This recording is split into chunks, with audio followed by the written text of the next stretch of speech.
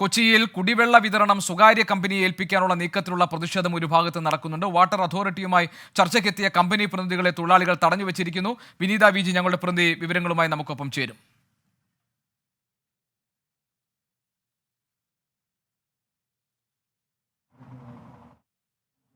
വിനീത, കൊച്ചി നഗരത്തിലെ കുടിവെള്ള വിതരണ പദ്ധതി മാത്രമാണ് സോയൂസ് എന്ന് പറയുന്ന ഫ്രഞ്ച് ഇൻ്റർനാഷണൽ മൾട്ടിനാഷണൽ കമ്പനിക്ക് ഇവിടുത്തെ കുടിവെള്ള വിതരണം വിട്ടുകൊടുക്കാൻ പോകുന്നത്.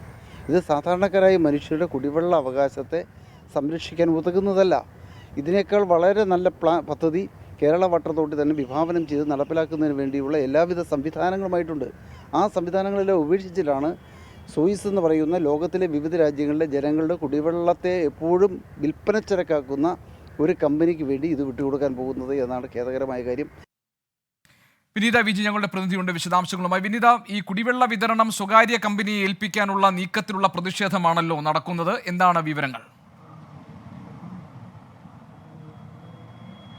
തീർച്ചയായും ഗോപികൃഷ്ണൻ, ഞങ്ങളിപ്പോൾ ഈ വാട്ടർ അതോറിറ്റിയുടെ ഓഫീസിലാണുള്ളത്. നമുക്ക് കാണാൻ കഴിയുന്നത് പോലെ തന്നെ ഇവിടെ അതിനെതിരെയുള്ള ജനകീയ സദസ്സാണ് നടക്കുന്നത്. വിവിധ തൊഴിലാളി സംഘടനകളുടെ നേതൃത്വത്തിലാണ് ഈ ജനകീയ സദസ്സ് ഒരുക്കിയിരിക്കുന്നത്. ഇതിനെതിരെ ശക്തമായിട്ടുള്ള പ്രതിഷേധവുമായി മുന്നോട്ട് പോകുന്നത് തന്നെയാണ് നേരത്തെ തന്നെ നമ്മളോട് ഈ തൊഴിലാളി സംഘടനയുടെ നേതാക്കളൊക്കെ തന്നെ സംസാരിച്ചപ്പോൾ പറഞ്ഞത്. ഈ സോയൂസ് എന്ന കമ്പനിക്കാണ് ഈ കുടിവെള്ള വിതരണത്തിന്റെ ചുമതല, അവരുമായി ബന്ധപ്പെട്ടാണ് ആ കമ്പനിക്കാണ് ചുമതല ഏൽപ്പിക്കാൻ തീരുമാനിച്ചിരിക്കുന്നത്. കഴിഞ്ഞ ദിവസം, അതായത് തിങ്കളാഴ്ച, ഈ സോയൂസിലെ പ്രതിനിധികൾ ഈ കൊച്ചിയിലുള്ള വാട്ടർ അതോറിറ്റി ഓഫീസിലേക്ക് എത്തുകയും അവിടെയുള്ള ഉദ്യോഗസ്ഥരുമൊക്കെയായി ഇതുമായി ബന്ധപ്പെട്ടുകൊണ്ടുള്ള കൂടിക്കാഴ്ചകൾ നടത്തുകയും ചെയ്തിരുന്നു. ഇതിനെതിരെ ശക്തമായിട്ടുള്ള പ്രതിഷേധവുമായി തൊഴിലാളി സംഘടനകൾ രംഗത്തെത്തുകയും അവരെ പ്രതിഷേധം നടത്തിയതിനെ തുടർന്ന് പിന്നീട് ആ കമ്പനി പ്രതിനിധികൾക്ക് മടങ്ങിപ്പോകേണ്ടതുമൊക്കെയായി വന്നിട്ടുണ്ട്. ഈ കുടിവെള്ള വിതരണത്തിന്റെ ചുമതല അത് ഇനി ഈ സോയൂസ് എന്ന കമ്പനി വഴി നടപ്പിലാക്കാനാണ് ഈ വാട്ടർ അതോറിറ്റി തീരുമാനിച്ചിരിക്കുന്നത്. അതുമായി ബന്ധപ്പെട്ട വാട്ടർ അതോറിറ്റി നൽകുന്നൊരു വിശദീകരണം, കൊച്ചി പോലുള്ളൊരു ജില്ല, ഒരു എറണാകുളത്ത് പോലുള്ളൊരു ജില്ലയിൽ ഈ കൊച്ചിയിലെ പല മേഖലകളിലൊക്കെ